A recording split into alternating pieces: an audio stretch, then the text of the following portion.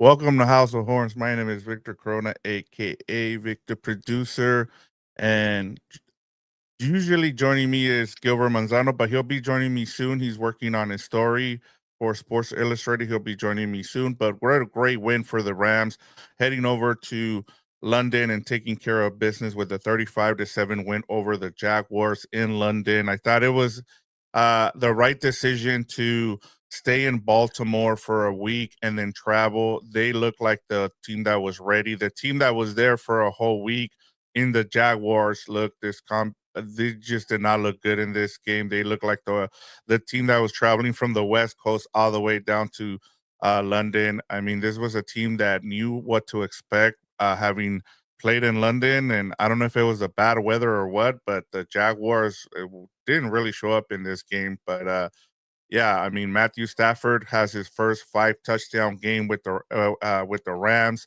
I thought it was an impressive showing from both sides. I would give credit to I would say all 3 stages, but we didn't even see Joshua Carty in this game. So offense and defense were really stepped up in this game. I thought the defense coming up with the sack with Jared Verse on that first drive, forcing the Jaguars to go 3 and out, and then Matthew Stafford hitting 7 different receivers in that first drive. I thought that was also, it was an indication of what we were going to see with Puka Nakua, and sure enough, that's what we saw. He ended up hitting 10 different receivers in this game without Puka.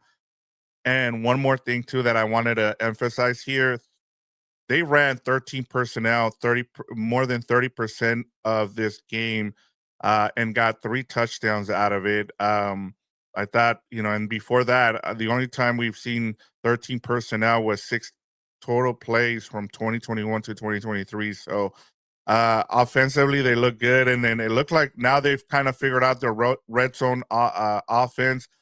With those short passes to Davante Adams. I thought that was another thing. And you usually don't want to see injuries happen with your main players, but maybe not having Puka Nakua might open up this offense, especially in the red zone.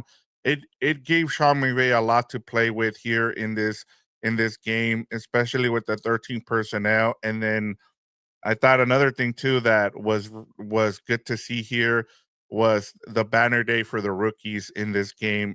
You had 2 rookies end up with their first career touchdown in Kanata Monfils and Terrence Ferguson, and then Josiah Stewart with his second career sack in this game. So a big game all the way around. So that was good to see. But let me bring in my guy here, Gilbert Manzano. Let me get his thoughts on this game since I've already given you guys my thoughts on this game. But let's go ahead and bring him in here. Hey Gilbert, how you doing? Let me set up here everything, and here we go. Uh Gilbert, your takeaways from this matchup. I've already talked for a couple minutes. I gave some of my takeaways and my thoughts on this win, but I want to get yours here. Yeah, that was a big time victory, and I'm not gonna lie, there was a lot going on this morning. As you guys know, I'm a first time father, so I got a lot of morning duties. But I'm holding the baby, I'm making bottles, and I'm watching. How many touchdowns for Stafford? One, two, three, four, and I thought the game was over. I started writing something. Wow, 5 touchdowns, 3 for Davante Adams, and you know the halftime score 21-0. That shows all defense right there. So it was defense. Can we count special teams that contributed? Why not? It was like a complete performance from everybody. uh this is something that I've been waiting for the Rams to dominate offensively, dominate defensively. Trevor Lawrence couldn't get anything going. I know he padded the stats at the end with Travis Hunter. Didn't matter, the game was over right there. But to see the way Stafford uh moved the ball around to not just Davante Adams, and also Vic, if you notice, all 3 of Davante's touchdowns were less than 2 yards. They were Oh yeah. one, and then two. So he was like more of a red zone target. But seeing the rookies get involved, just seeing how many playmakers were part of the passing offense. Stafford didn't even produce 200 passing yards. So to me, Nope. very, very efficient performance for him, and everybody all around contributed to this dominance here in London. Yeah, and that was one of my main points, before you hopped on here. It was he hit 10 different receivers, Gilbert, and you usually, that was my main takeaway is usually you don't want, injuries to happen to one of your best players, but it might have been something where, a blessing in the sky that, you weren't without Puka in this game because you were able to spread the ball around. And I thought the biggest thing for me was they were in 13 personnel more than 30% of this game, Gilbert. 3 of the touchdowns came on 13 personnel. Before this season, they've only had 6 plays total in the last 3 years in being in 13 personnel, and so it just tells you too. And then the other thing too that with the what you just said about Davante Adams, this might have opened things up for them to be able to, use more of the playbook going forward with Davante Adams in the red zone. Yeah, that was a big question, Vic. And sorry if my Wi-Fi is not You're cooperating. I good. see it's a little down here, but that was the thing. It's like, okay, are they going to treat Devonta Adams like the future Hall of Famer or the prime Devonta Adams, where you feed him? We know Stafford likes to feed star wide receivers, Megatron, Cooper Cup, and then Puka Nakua. I don't think this is a knock on Devonta Adams, but he's a little older in his career, and I think you need to get those special performances from Devontae later on in the year. So you don't want to overwork him too soon, too early. So I thought this was a perfect game plan where he's more of a red zone target, and then distribute the ball to other players. And honestly, Vic, I think I started seeing the shift in Stafford spreading the ball around, and I think it's been sprinkles throughout the whole year. But that 49ers game where the 49ers defense just keyed on Puka Nacua, he started going to different guys. And I'm like, I like the way he's moving the ball around here. I remember, Ferguson got involved early in that third down conversion. So I think there has been shades of moving that around because it was a little predictable, Puka Nacua, and they had to kind of move the ball around. So it all came together here in London against the Jaguars. So I like the game plan. I like the 13 personnel. You've been calling out for it. I've been saying don't hold your breath because I doubt he's gonna do it. But with Puka Nacua out, it's a little refreshing to see that he tried it. I don't know if he's gonna continue and Puka Nacua comes back, but the results speak for themselves, right? Like Stafford didn't have to do too much. And when you have an like a, I don't want to say an older roster, but when you have Stafford who's 37, you have Devontae who's in the back end or maybe out of his prime, who knows? But he's still producing at a high level. You want to save those guys. You don't want to have kind of this force feed football. So to me, I thought it was perfect. You would like to see the running game a little more, but when you're up 21-0, the game was over. So to me, this is just nitpicking right here. But yeah, you want a little more balanced attack there. Again, there wasn't high volume with the passing attack, and we should probably, maybe you already did, but credit the defense because without that 21-0 shutout in the first half, they would not be cruising in the second half like the way they did. Yeah, and we'll get to the defense next now. I was just gonna point out too, there was a little bit of a here we go again kind of thing in the third quarter where they I think only had one first down, the offense, and so I was like a little concerned there that we might see something there from the offense in terms of like, we've seen McVay be a little conservative in the second half when he's had big leads, so it was nice to see him, kind of continue to run the ball and put this game away late in the third and into the fourth quarter. But in terms of the defense, yes, I mean, the defense forced the Jacks to go 0-5 in fourth down. So, and I saw that the Jaguars had the ball in Rams territory, I think 6 times before they finally scored a touchdown on that garbage time touchdown by Travis Hunter, as you mentioned earlier. And I mean 7 sacks in this game too, Gilbert. And I thought the defense set the tone early with that sack. With Jared Verse, he was in that cheetah package and he got the sack. Like he made sure that he held on to Trevor Lawrence. But as we talked about in our pregame show for our preview show, I should say, we talked about if you rattle Trevor Lawrence, he's gonna make mistakes. And I just felt like the Jaguars, for a team that knew how to play in London, they looked like the team that was from LA having to travel to London. And you had a Rams team who made the right decision by staying in Baltimore and flying out on Friday and showing up a day before. Yeah, with how great the Rams performed today or this morning, so early here on the West Coast, but to get there, I think a little over 24 hours. Obviously, just a day to be in London. Uh, I think a lot of teams are going to try to copycat that because that was a great performance, and there was even like talk about like what are the Rams doing here? Only 24 hours in London. This is a little weird, and you know, they always try new things though, to the Rams' credit, and I'm like, okay, I'm not too surprised here. I like that they were in Baltimore. It's a short flight, well, not too short, but much shorter than going back home from LA.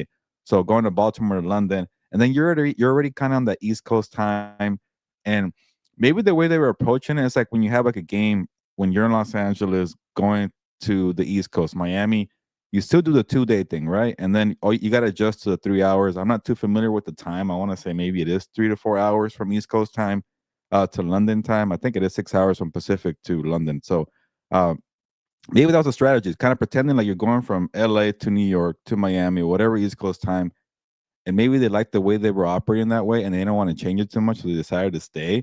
Uh, and now you go home, go all the way home to LA. What a great flight. Good vibes. You get a bye week. You've been away from your family, your kids, your friends for a whole week.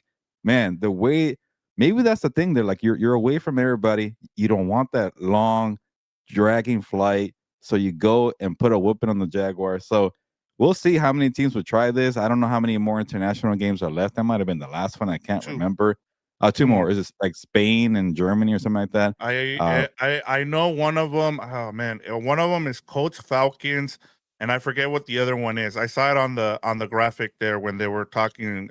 Rich Eisen kept saying there's two more left to go, and they're both in November. I think it's okay, are 9th they? and 16. They can't be London games. How many London games are we gonna have? That's like 3 or 4 in a row. But Uh, who knows? I know one of them is Spain. You're right. I know Yeah. one of them is a Spain game. Okay, but maybe teams might try that, but that's a little different because team Spain is a little further than London. But we're not here to talk about logistics right now. But hey, credit to the Rams for getting that done there. And yeah, the defense came to play. That second half, I think Quentin Lake set the tone with that sack there. That was nice to see. Yep. I lost track of how many sacks they had there, but 7. 7. And yeah, I think I saw somebody in the comments say the secondary played well too. Brian Thomas Jr. Was a non-factor. He's been a non-factor all season. I know Travis Hunter has some numbers there at the end, but it was all garbage time. Daemi Brown couldn't do much either. I didn't see much of Travis Etienne. So, yeah, you're right. When you rattle Trevor Lawrence early, he tends to play that way for 4 quarters. I know that Chiefs game, he was up and down chaotic and he made it work, but his track record is if he's not in a rhythm early, he's going to give you some chaotic moments and some head scratching plays, some killer turnovers. And credit to the Rams for doing that early on to get them frustrated. Yeah, and I mean, like I said, it is an impressive win all the way around. They improved now to 5-2, and now they head home, for a bye week, and they get ready to face New Orleans Saints in 2 weeks. So could be looking here at a 6-2 start, depending on what happens with that game against the Saints. But you just want to take care of business in London. But let's get to these comments and we'll get out of here, Gilbert. Impressive win, early win here, as James Wheelock says, early victory beer.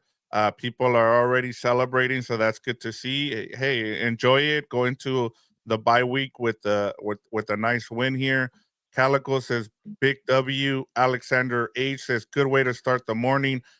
Spraying the ball was awesome to see. Hope they keep that up. And I think that's the thing. You want to continue to see that, right, Gilbert? Yeah, no, definitely keep spreading the ball around. We've been saying that, all along. You don't want to be too predictable. I know Puka Nakua is a machine and he's the heart and soul of this offense, but also like if you give him less targets, the less he'll put his body on the line because Puka Nakua knows how to play one way. He likes to throw his body around and make plays. So hey, maybe he's not an old player, but maybe it's a good thing to save him too. So spread the ball around and then get ready because we've been talking about this team uh, as a for sure playoff team for the longest. But are they a legit Super Bowl contender? So if you're able to play this style keep your big guns ready for when it really matters, maybe they can be. Yeah, and I thought, the broadcast made a great point where I think part of the reason you don't see more 12 and 13 personnel is because Puka Nakua does so much. He's able to do the dirty work without needing that extra tight end in the game. So, shout out to him because he's able to do more stuff, which limits, which allows you, I should say, to be in 11 personnel. So continuing on here with the comments, Gilbert, Daniel Calderon says, good W. Adams with 3 touchdowns. It's good to see everybody on here in the comments. Great Iron Beauties. Shout out to you guys. Good to have you on here in the comments. A great, impressive first half, and defense almost had a shutout. Yeah, they would have had their first shutout if it wasn't for that garbage time touchdown from Lawrence to Travis Hunter. But it was nice to see Travis Hunter get his first career touchdown, though.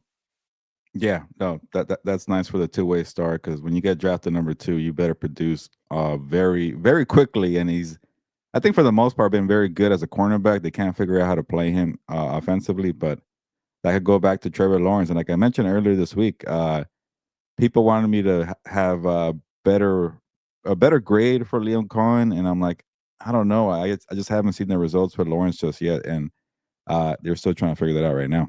Yeah, and you could tell that there hasn't been a lot of practice time because they kind of missed each other a couple of times there. Delbert Sagaro says he continues here with the theme. I'm happy to see that the Rams spread the ball around. We have the weapons. We need a little bit to be a little bit more consistent with our momentum defense. Just 8 today. Yeah, Delbert. Yeah, hopefully you're back Yeah. on the Rams positivity. I know it was a couple rough weeks there, especially that 49ers game, but that feels like such a a game, such a long ago, a couple weeks ago. 2-game winning streak after that. I know the Ravens game was a little clunky, but that was a dominant performance. And we'll keep it real. And then another dominant performance. You want to see that against like a team that actually has like a quarterback, has some life there. That's their home city away. I guess they're home away from home, and you go in there and beat them down. Like, I'm going to be nothing but positive on this episode because that was a beatdown against a playoff team right now. I know I don't want to hear this whole thing about the Jaguars sticking it up last week against Seattle. That's still their home turf in London. They're still a good team. They still have a lot of weapons, and they shut them down. Yeah, I'm with you there. Let's continue on here. We'll finish up with these comments. Great Iron Beauties. McVay finally gets Adam involved with more practice connections. Henry Camacho. I only watched the first half. Great start for all faces. Misa time.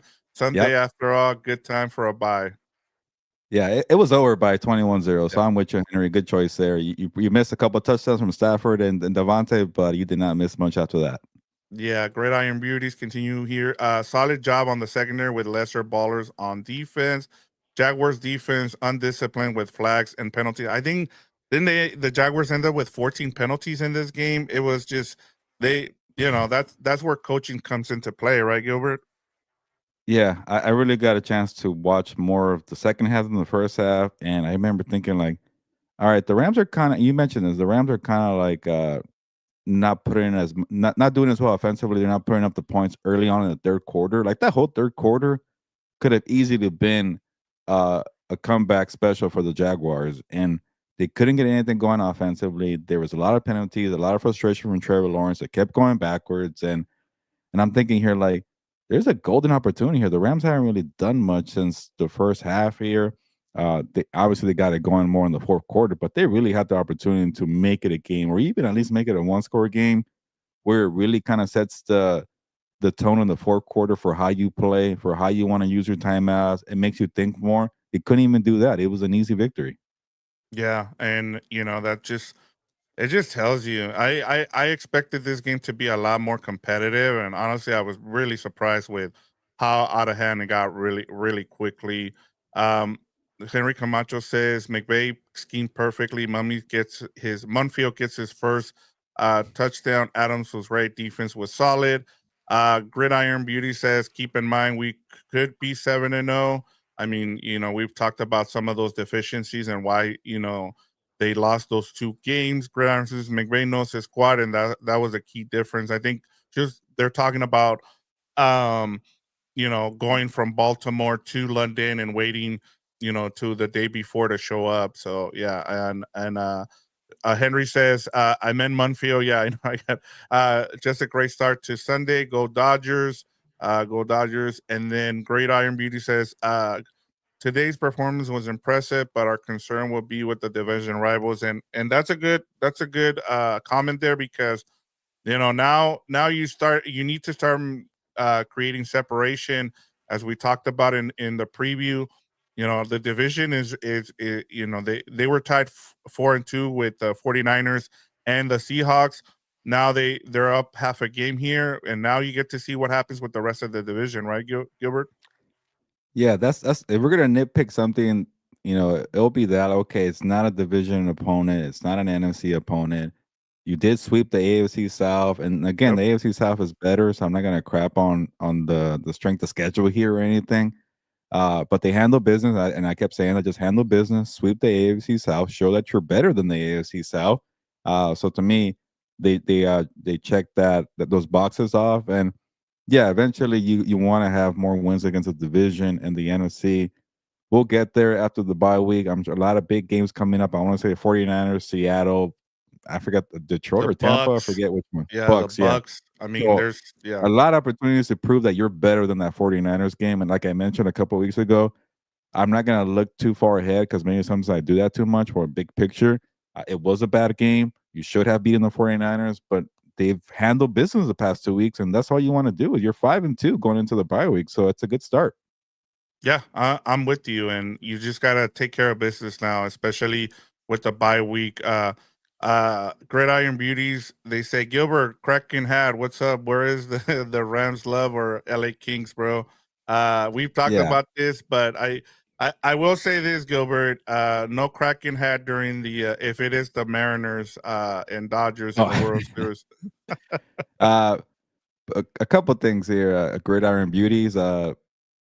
One, I don't wear football hats because I'm a football reporter, and I don't want to be biased to any team. So I that's my number one rule. I don't wear football hats. And then I have a lot of Dodger hats, but then I feel like I kind of want to try something else. I got into this weird thing where I just get random hockey hats, or like if I like the logo of a hockey team, I'll get it. I got a Golden Knights hat too, and I don't know anything about hockey. I never watch hockey, but I also don't report on hockey, so there's no favoritism, no bias. As a journalist, I feel okay wearing hockey hats because I don't think I'm ever gonna cover what game. Maybe I can. I don't know. Uh, and yeah, and also yeah, the third part here, Vic. It honestly depends if I see the hat first. Whichever one I see first, if it's right here on my desk, I'll wear it for a whole month. If I lose the hat and something else appears, I'll wear that hat for a month. So it's kind of like how it goes. And Yeah. there's been times I wear a Kraken hat during the week the Rams play the Seahawks, and I forget. Yeah. No, and that's part of like having a newborn baby, or a baby now having that's more concerning, than what hat you're gonna wear. So, yeah. And then last comment here before we go, bye comes at a good time from Delbert. It says tough schedule coming up down the stretch. Keep the foot on the throats. Come on with these where the Jags never I'm never happy. Rams can always do better. There you go, keeping it real Yeah. there. All right, Gilbert, who gets your 12 pack of beer for this game? Yeah, that's actually a good one here. Man, it's a lot of options here. I know you've been kind of doing the more thinking here, Vic. So I'll go with the easy one. I got to give it to Stafford. That was a very efficient game, and it's funny. We started the week with Flacco and Rogers having this old man bowl, and they just balling out two middle aged quarterbacks going at it. I know Stafford is not quite 40; he's 37, but maybe that's why he did better. He had 5 touchdowns compared to 4 from Rogers and 3 from Flacco, so a little younger. That helps out. So Stafford, get the icy hot, get that back massage, and get in the ice tub and enjoy the 12 pack of Modelo's there, because that was a hell of a game. I think I saw Sarah Barshop from ESPN report that was the first time a quarterback has thrown 5 TDs in a game, in an international game. And there's been many international games over the years, so for him to become the first quarterback to throw 5 TDs in one of those games says a lot. Maybe a lot of London football fans become Rams fans because they saw Stafford throw 5 TDs in a game. Yeah, that's impressive. I didn't see that. So that's shout out to Sarah for that. that tidbit. And then Gridiron Beauties here before I give you mine. Love it, Gilbert. Just kidding. And then they said their 12 pack is going to Adams there. So Ah, I'm okay. I'm gonna split my 12 pack, Gilbert, with the rookies here.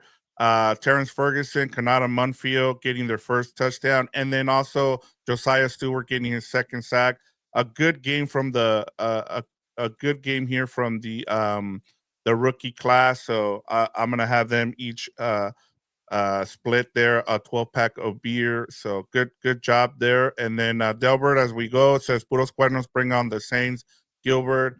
All That's right, right. Yeah. good show here. Our earliest show of House of Horns here we've ever done. So now everybody gets to enjoy the 5-2 Rams with the win in London, 35-7, Gilbert. But with that, let's get out of here. You got to go and watch all these games and write your Sports Illustrated stories of the week 7. So let's get Yeah. to it, Gilbert. Yeah, enjoy the rest of the games. I'm sure Rams fans are really going to enjoy this Sunday. You know, your team won 5-2 going into the bye week. Handle business on a Sunday morning. People are coming back from church or from errands or hanging out with the family, and now you check your phone like, oh, okay, cool. The Rams won. Now you sit back and enjoy the Sunday and watch all these games here. So it's time to get going. Ya nos vamos, pues.